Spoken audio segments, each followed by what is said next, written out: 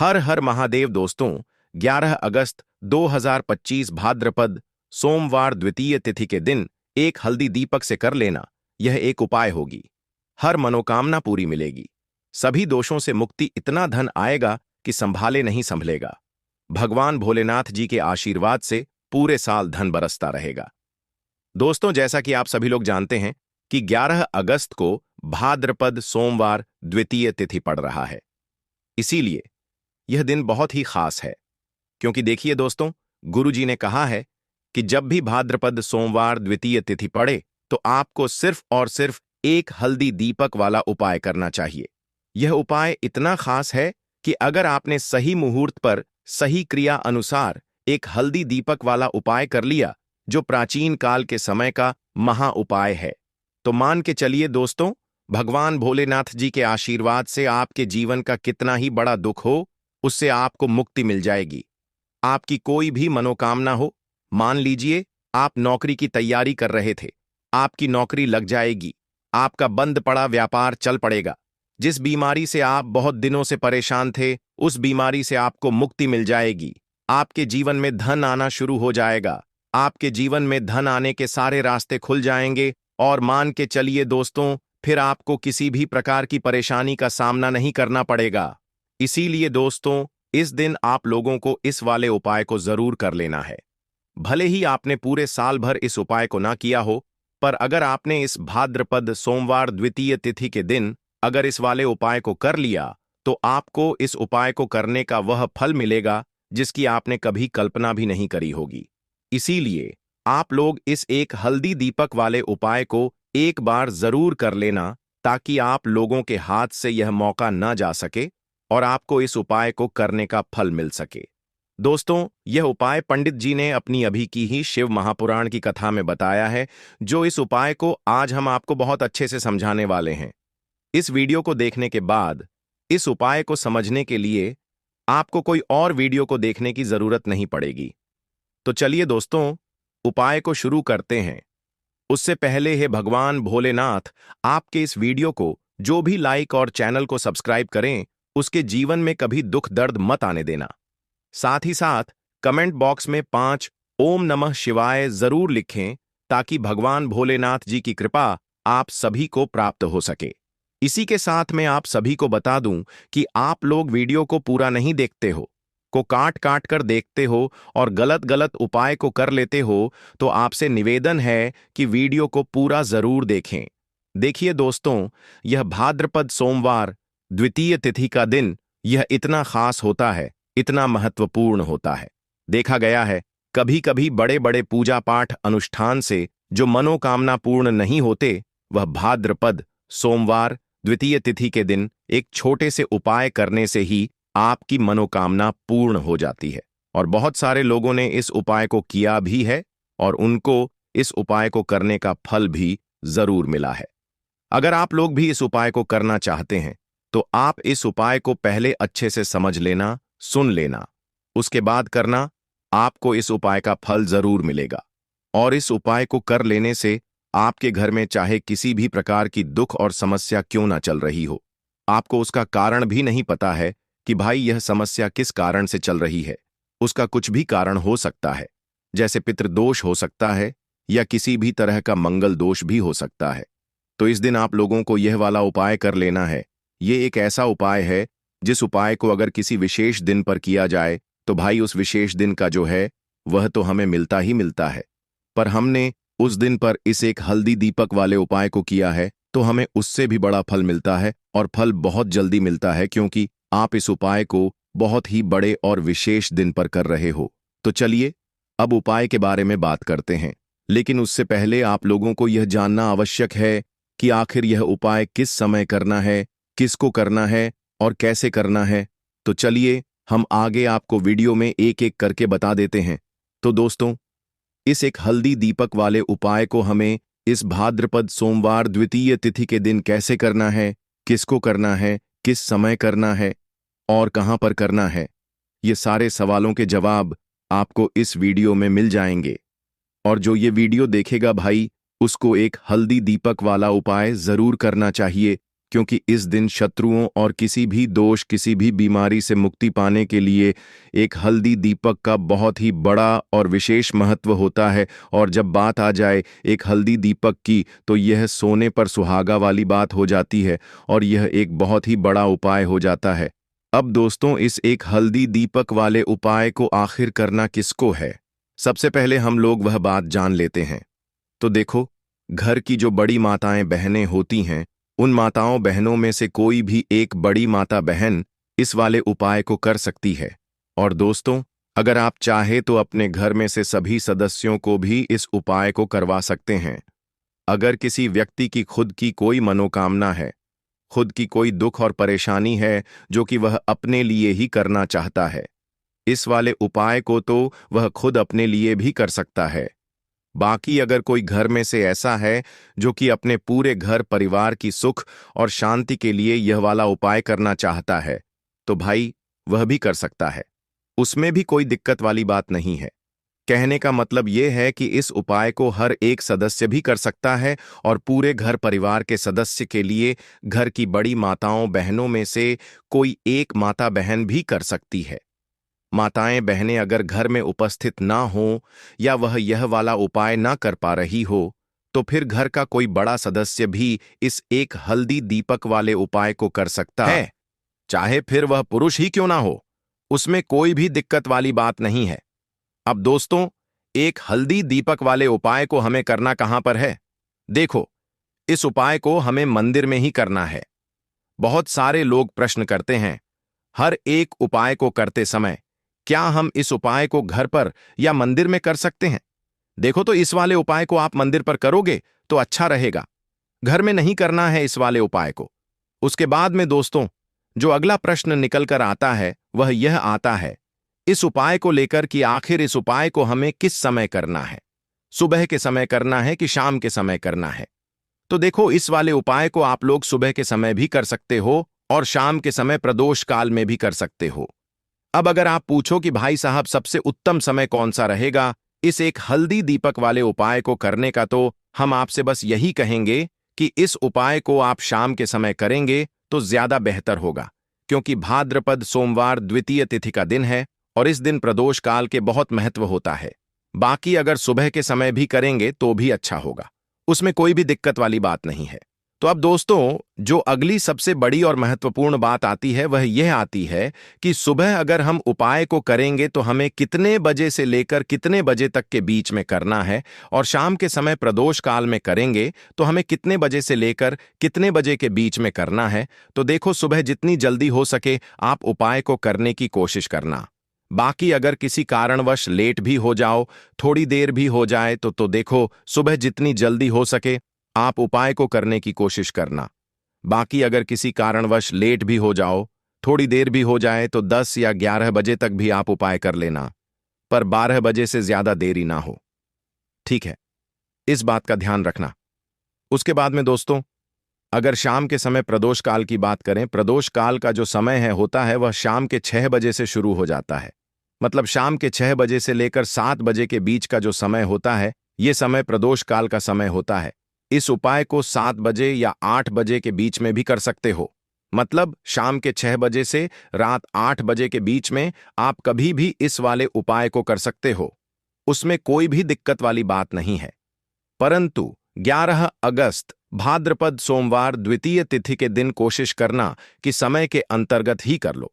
किसी कारणवश ना कर पाओ तो थोड़ा देरी से भी कर सकते हो। तो चलिए, अब हम अपने सबसे पहले उपाय की बात कर लेते हैं। तो दीपक वाला उपाय करने के लिए आपको सबसे पहले जरूरत पड़ेगी एक दीपक। अब यह एक दीपक सोमवार की रात अपने घर में इस जगह पर जला देना, बड़े से बड़ा शत्रु भी घुटने टेक देगा। दोस्तों, जैसा कि आप सभी जानते हैं, मार्गशीर्ष महीने की सोमवार के दिन बहुत ही शुभ संयोग बन रहे हैं, और इस दिन अगर आप 11 लौंग और 1 कपूर अपने घर में जलाते हैं तो शत्रुओं से हमेशा के लिए आपको छुटकारा मिल जाएगा। अब देखिए, किसी भी व्यक्ति के जीवन में जब शत्रु से परेशान करते हैं तो वह व्यक्ति अपने जीवन में दुखों से बहुत परेशान हो जाता है। शत्रु हमेशा कुछ ना कुछ ऐसा करवाते हैं जिसके बाद नजर दोष लगती है और अच्छा खासा काम भी बिगड़ने लगता है। व्यापार में मदद आने लगता है, लोगों की तबीयत खराब होने लगती है। जरूरी नहीं है कि सामने वाला व्यक्ति जैसा दिखता है वैसा हो। देखिए, बहुत सारे लोग हैं जो बहुत अच्छे होते हैं, है ना? लेकिन कुछ लोग ऐसे होते हैं जो कब आपके शत्रु बन जाते हैं, आपको खुद भी पता नहीं चलता है। एक तो वह शत्रु होते हैं जो सामने से सीधे सीधे हम पर वार करते हैं, है ना? एक शत्रु ऐसे भी होते हैं जो कि पीठ पीछे कुछ होते हैं और सामने से कुछ होते हैं, है ना? ना ना। तो ऐसे शत्रु होते हैं गुप्त शत्रु, और ऐसे शत्रुओं से हमेशा आपको बचकर रहने की जरूरत होती है। आप अपने शत्रुओं को शांत भी कर सकते हैं, और इस उपाय को करने से आपको शत्रुओं से छुटकारा भी मिल जाएगा। लौंग जो होती है, यह शिविर शक्ति का स्वरूप होती है, और आप सभी जानते हैं कि महादेव जिसके साथ हो, न साक्षात काल भी आकर उसका कुछ बिगाड़ नहीं पाता है। अच्छा, सोमवार का जो दिन होता है, यह इतना उत्तम होता है कि आप इस दिन अपने पितरों को प्रसन्न कर सकते हैं, धन प्राप्ति के लिए उपाय कर सकते हैं और शत्रुओं से भी छुटकारा पा लेते हैं। जब 11 लौंग का उपाय और एक कपूर का उपाय अपने घर पर करते हैं तो बात कर लेते हैं। सबसे पहले उपाय की, जो कि पितरों को प्रसन्न करने के लिए है। देखिए, पितृ जब किसी से नाराज हो जाते हैं ना, तो उस व्यक्ति के जीवन में बीमारियां, दुख, धन की समस्याएं लगातार बढ़ती हैं। तो कोशिश करें कि हमेशा अमावस के दिन आप अपने पितरों को प्रसन्न करने के लिए उपाय करें। अच्छा, पितृदोष अगर घर में जरा सा भी होता है ना, तो सबसे ज्यादा कष्ट जो आता है वह बच्चों के जीवन पर आता है। बच्चों का मन पढ़ाई में नहीं लगता है, उन्हें आसानी से जीवन में सफलता नहीं मिलती है। बहुत सारे लोगों के यहाँ संतान को लेकर बहुत समस्याएं होती हैं कि संतान नहीं हो रही है ना? तो पितरों को प्रसन्न करने के लिए आपको इस दिन क्या करना है कि सूर्य भगवान को अर्घ देना है। तो थोड़ा सा तांबे का लोटा अगर हो तो तांबे के लोटे में जल भर लें, वरना किसी भी लोटे में आप जल लें। उसके अंदर आपको क्या करना है, थोड़े से अक्षत के दाने डालने हैं, थोड़े से चावल के दाने, थोड़ी सी केसरी डाल लें। अगर लाल फूल है तो लाल फूल डाल लें और सूर्य भगवान को अर्घ दें। अगर भी आप जल चढ़ा देते हैं, अर्घ दे देते हैं, तब भी आपके घर से पितृदोष दूर होता है। तो जब भी आप सोमवार के दिन सूर्य भगवान को अर्घ देते हैं, इससे आपके पितृ प्रसन्न होते हैं। साथ ही साथ अगर आप कर सकते हैं तो पीपल का जो पेड़ होता है, इसमें भी हमारे पितरों का वास माना जाता है। तो आपको क्या करना है कि एक लोटे में या किसी भी बर्तन में आपको जल लेना है। उसमें थोड़े से आपको काले तिल के दाने डालने हैं, काला तिल डालना है। साथ ही साथ आपको क्या करना है, थोड़े से मिश्री के दाने डालने हैं। गुड़ भी आप यहां पर डाल सकते हैं। अब यह मीठा जल आपको पीपल के पेड़ में चढ़ाना है। आपके घर के आसपास जहां भी पीपल का पेड़ हो, आप सोमवार के दिन सुबह के समय में पीपल की जड़ में यह मीठा जल चढ़ाएं और अपने पितरों से क्षमा याचना करें। साथ ही साथ दीपक अगर आप लगा सकते हैं तो पीपल के पेड़ के नीचे आपको दीपक जरूर से सोमवार के दिन शाम के समय में लगाना चाहिए। पितरी आपके हमेशा प्रसन्न रहेंगे और कभी भी पितृदोष की वजह से घर में कोई दुख और कष्ट नहीं आएगा। तो बहुत ही उत्तम सा यह उपाय है जो कि पितरों को प्रसन्न करने के लिए है, और जीवन के दुख कष्ट जो हैं वह बहुत जल्दी दूर होते हैं जब आप हमेशा अपने पितरों को प्रसन्न रखते हैं। तो चलिए अब बात कर लेते हैं 11 लौंग और 1 कपूर घर में किस जगह पर जलाना है, और इस उपाय को करने से कैसे आप अपने शत्रुओं से छुटकारा पा सकते हैं। शत्रु कभी आपको परेशान नहीं करेंगे।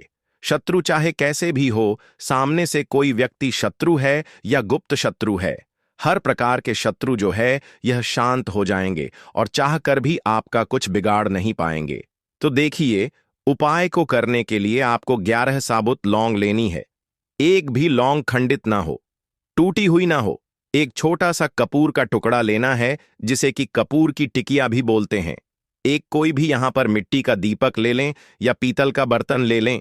उसके अंदर 11 लौंग रखेंगे, 1 कपूर रखेंगे, थोड़ा सा देसी घी इसके ऊपर से आप डाल देंगे।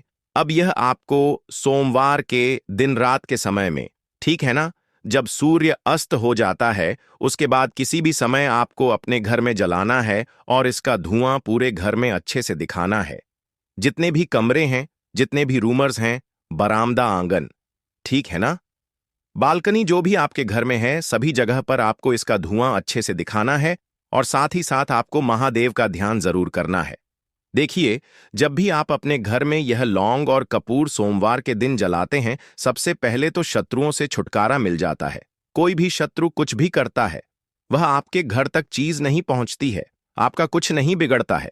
दूसरी चीज कि जब भी लौंग और कपूर आप जलाएंगे, आपके घर पर कोई संकट नहीं आता है, आपके धन पर कोई संकट नहीं आता है, घर में कोई परेशानियां नहीं आती हैं और हमेशा आपके घर में सकारात्मक ऊर्जा बढ़ती है, पॉजिटिव एनर्जी बढ़ती है, जिसके बाद आपके घर में धन की देवी माता लक्ष्मी वास करती है।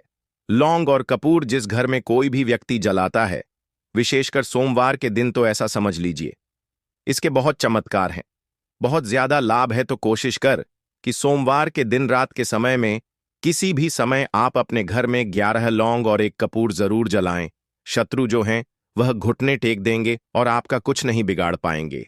साथ ही साथ धन की वर्षा भी घर में होगी और धन से जुड़ी जितनी भी समस्याएं आपके जीवन में आ रही हैं, बहुत तेजी के साथ आपके जीवन से दूर होती चली जाएंगी। तो चलिए अब बात कर लेते हैं अपने तीसरे उपाय की। और तीसरा उपाय है धन वर्षा के लिए और धन को बढ़ाने के लिए।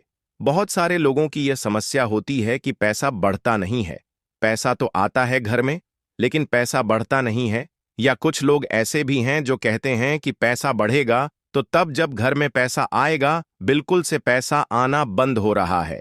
व्यापार दिन पर दिन खराब होता जा रहा है। नहीं समझ आ रहा, किसी ने कुछ करा दिया है या फिर घर में कुछ ऐसा है, वास्तु दोष है, नजर दोष है, जिसकी वजह से घर में तरक्की लोगों की नहीं हो रही है। ठीक है ना? बिल्कुल, व्यापार धंधा सब बेकार होता चला जा रहा है। जो भी व्यापार कर रहे हैं उसमें लगातार घाटा हो रहा है। तो यह उपाय आप करिए सोमवार के दिन और फिर इसका चमत्कार खुद देखिए। चाहे व्यापारी हैं, आप कोई बिजनेसमैन हैं, दुकान है, आपकी हर प्रकार के काम में लाभ ही लाभ मिलता है। जब इस उपाय को आप करते हैं, आपको क्या करना है? 2 फूल वाली लौंग लेनी है, एक लाल फूल लेना है, गुलाब का फूल भी आप यहां पर ले सकते हैं। उसी गुलाब के फूल में यह 2 फूल वाली लौंग रख देनी है। एक देसी घी का दीपक आपको जलाना है, लंबी बाती का। अब यह दोनों चीजें लेकर अपने घर के मंदिर में आपको बैठ जाना है। शाम के समय में, सोमवार के दिन शाम के समय में, जब सूर्य अस्त हो जाता है, सूर्य छिप जाता है, अब आपको सबसे पहले देसी घी का दीपक जला देना है, माता लक्ष्मी के सामने और भगवान विष्णु जी के सामने। ठीक है ना? एक देसी जी का दीपक जला देंगे और जो लौंग और फूल आपने लिया है, यह अपने सीधे हाथ में आप रख लेंगे। अब आपको माता लक्ष्मी से अपने जीवन की समस्याओं को कहना है कि मेरा काम नहीं चलता है, मेरा व्यापार अच्छे से नहीं बढ़ता है, मेरा धन नहीं बढ़ रहा है, मेरे पैसे में बढ़ोतरी नहीं हो रही है। जो भी दुख है, जो भी पैसे को लेकर समस्याएं जीवन में है, सब कुछ आपको माता लक्ष्मी और श्री हरि विष्णु से कह देना है। ठीक है ना? इसके बाद आपको मंत्र बोलना है। 11 बार ओम नमो भगवते वासुदेवाय नमः, 11 बार यह मंत्र बोल देंगे और फिर वह फूल आपको माता लक्ष्मी को अर्पित कर देना है, उनके सामने चढ़ा देना है। चाहे मूर्ति है, आपके घर में माता लक्ष्मी की कोई भी तस्वीर है, प्रतिमा है, फिर आपको क्या करना है कि अपने घर के मुख्य दरवाजे पर भी 2 दीपक जरूर जलाने हैं, बाहर की तरफ सोमवार के दिन। फिर देखिए आपके घर में कैसे पैसा आता है और धन बढ़ता चला जाता है। अब अगले दिन आप क्या करेंगे? जो फूल और लौंग आपने माता लक्ष्मी के सामने चढ़ाई थी, ठीक है ना, तो फूल तो आप किसी भी पेड़ पौधे के अंदर डाल देंगे। जो 2 लौंग आपने चढ़ाई हैं, उस आप हमेशा अपने पास रखेंगे, अपने पर्स में रखेंगे। पर्स में पैसे रखते हैं या किसी भी चीज में आप अपने पास पैसे रखते हैं, बस वहीं पर आपको अपनी जेब में अगर रखते हैं तो जेब में रखेंगे। ठीक है ना? लेकिन ये 2 लौंग किसी भी कपड़े के अंदर रख के, किसी भी चीज के अंदर रखकर आपको अपने पास हमेशा रखनी है। कोई भी नजर दोस्त परेशान नहीं करेगी। पैसा हमेशा घर में आएगा और हमेशा आपके जीवन में सुख समृद्धि बढ़ती चली जाएगी। तो सोमवार के दिन इन अचूक उपायों को जरूर करें और इनका लाभ जरूर उठाएं।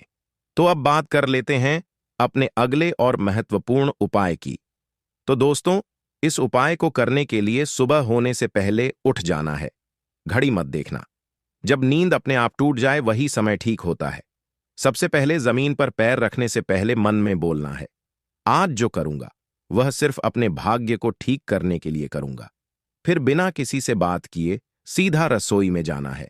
कोई दरवाजा जोर से मत बंद करना, सब कुछ धीरे से करना है। वहां हल्दी का डिब्बा ढूंढना है, जो सबसे कम इस्तेमाल होता है वही असली होता है। उसमें से बस एक चुटकी निकालनी है, ना ज्यादा ना कम। जितनी उंगलियों में आए उतनी, उससे ज्यादा नहीं। अब एक कटोरी चाहिए। तांबे की हो तो सबसे अच्छा, पीतल चलेगा, नहीं तो मिट्टी का छोटा सा प्याला भी चलेगा, लेकिन प्लास्टिक नहीं चलेगा। अब उस हल्दी को उस कटोरी में रखना है, बिना किसी मंत्र, बिना किसी सोच के।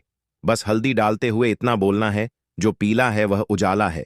मेरे जीवन में अब यही उजाला चाहिए और कुछ नहीं। अब एक सफेद कपड़ा ले लो, रुमाल हो या धोती का किनारा साफ हो, बस इतना जरूरी है। अब चुपचाप घर से बाहर निकल जाना है। किसी से पूछना नहीं, बताना नहीं। सीधे उस जगह जाना है जहां घास उगती हो, कोई मंदिर का पिछवाड़ा, कोई खाली मैदान, कोई तुलसी के पास की मिट्टी, कहीं भी जहां जमीन ने दूरवा को जन्म दिया हो। अब जमीन पर बैठना नहीं है, बस खड़े खड़े झुक कर देखना है और धीरे धीरे दूरवा तोड़नी है। पूरी की पूरी नहीं, बस ऊपर की 3 पत्तियों वाली शाखा, एक नहीं, 2 नहीं, पूरे 21 तोड़नी है। लेकिन हर बार जब तोड़ो तब मन में एक बात बोलनी है, हे गणपति, मेरी अटकी हुई किस्मत को काट दो। हर बार यही 21 बार। अब वह दूरवा रुमाल में लपेट लो और घर लौट आओ। अब जहां सबसे ज्यादा शांति हो वहां बैठो। मंदिर हो तो ठीक, नहीं तो दीवार का वह कोना जहां बचपन में बैठते थे वहां बैठ जाना है। अब कटोरी को अपने सामने रख देना है, दूरवा खोलनी है और एक एक करके सारी दूरवा उस हल्दी में डालनी है और हर बार मन में बोलना है, जो रुकावट है वह अब नहीं रहेगी। फिर उसी कटोरी को अपने दोनों हाथों से उठाना है, आंखें बंद करनी है और एक लंबी सांस लेकर उसे माथे से लगाना है। फिर बिना कुछ बोले, बिना कुछ मांगे, बस 5 मिनट तक मौन बैठना है। वह मौन ही सबसे बड़ी प्रार्थना है। अब उसी कटोरी में थोड़ा सा शुद्ध जल डालना है। अगर गंगा जल हो तो बहुत अच्छा, नहीं है तो भी चलेगा। पानी से हल्दी और दूरवा भीग जाए, बस उतना। अब कटोरी को सिर के ऊपर से 3 बार घुमाना है, पहले दाएं से, फिर बाएं से, फिर एक बार और दाएं से, जैसे कोई अंधेरे का घेरा काट रहा हो। और फिर उस कटोरी को लेकर चुपचाप घर से बाहर जाना है, किसी पुराने पीपल के पेड़ के नीचे या किसी बहते पानी में, नदी में, वहां जाकर वह हल्दी और दूरवा बहा देनी है। लेकिन ध्यान रखना, पीछे मुड़कर नहीं देखना है। जैसे जो छोड़ आए वो अब दोबारा जिंदगी में लौटे नहीं। फिर लौटकर घर आना है, हाथ मुंह धोना है, लेकिन ना कुछ खाना है ना पीना है। कम से कम दोपहर तक कुछ नहीं, सिर्फ मौन रहना है और मन में एक बात टिकाए रखना है, अब जो होगा वह मेरे लिए सही होगा। यही उपाय है, यही टोटका है और यही भरोसा है। इसे किसी को बताना नहीं है, किसी से चर्चा नहीं करनी है। और किसी दिन अचानक जब कोई बंद दरवाजा अपने आप खुल जाए तो समझ लेना हल्दी और दूरवा ने अपना काम कर दिया है। अब जब उपाय पूरा हो गया, जब तुमने चुपचाप हल्दी उठाई, दूरवा तोड़ी, मंत्र नहीं बोला लेकिन प्रार्थना की, तो समझो कि अब काम उस स्तर पर शुरू हुआ है जहां शब्द नहीं पहुंचते, जहां इंसान की समझ रुक जाती है और जहां से किस्मत की चाल चलती है। मगर दिक्कत यह है कि आजकल इंसान इतना शोर सुनता है कि जब जीवन में कोई बदलाव चुपचाप आता है तो वह उसे पहचान ही नहीं पाता। इसलिए जरूरी है यह जानना कि उस उपाय ने असर करना शुरू किया है या नहीं, और अगर हां तो कैसे। सबसे पहला संकेत, मन की हल्कापन। कोई बड़ी बात नहीं होती, बस एक सुबह उठते हो और बिना वजह मन हल्का महसूस करता है। न कोई बड़ी खुशखबरी मिली होती है, न कोई पैसा वापस आया होता है, लेकिन भीतर से लगता है कि जैसे कुछ हट गया है। कोई बोझ, कोई डर, कोई घबराहट जो महीनों से थी आज नहीं। यही पहला संकेत है कि उस हल्दी ने अपना रंग फैलाना शुरू कर दिया है और दूरवा ने जो बांधा था उसे काटना शुरू कर दिया है। दूसरा संकेत, वह लोग जो आपको नीचा दिखाते थे अचानक चुप हो जाते हैं। वह जो रोज ताना मारते थे, वह जो आपको नजरअंदाज करते थे, वह जो आपके रास्ते में दीवार बनते थे, अचानक जैसे किसी अदृश्य ताकत ने उनकी जुबान बांध दी हो। वह सामने होते हुए भी आपसे कुछ नहीं कह पाते, और जब आप जाते हो तो उनके चेहरे पर एक झिझक होती है, जैसे वह जानते हो कि अब आप वहीं नहीं रहे। यह दूरवा का काम है जो रुकावटें बिना आवाज के काट देती है।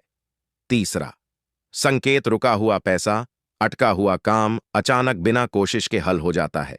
जैसे किसी ने फाइल को धकेल दिया हो, जैसे कोई केस जो सालों से रुका था उसमें तारीख लग जाए, या बैंक का वह चेक जो बार बार लौटता था अब पास हो जाए। आप खुद सोचोगे मैंने तो कुछ नहीं किया, फिर ये कैसे हो गया, और वहीं आपको याद आएगा मैंने कुछ किया था पर मौन में। चौथा, संकेत। सपनों में कुछ दिखने लगता है। ये बात बहुत लोग नजरअंदाज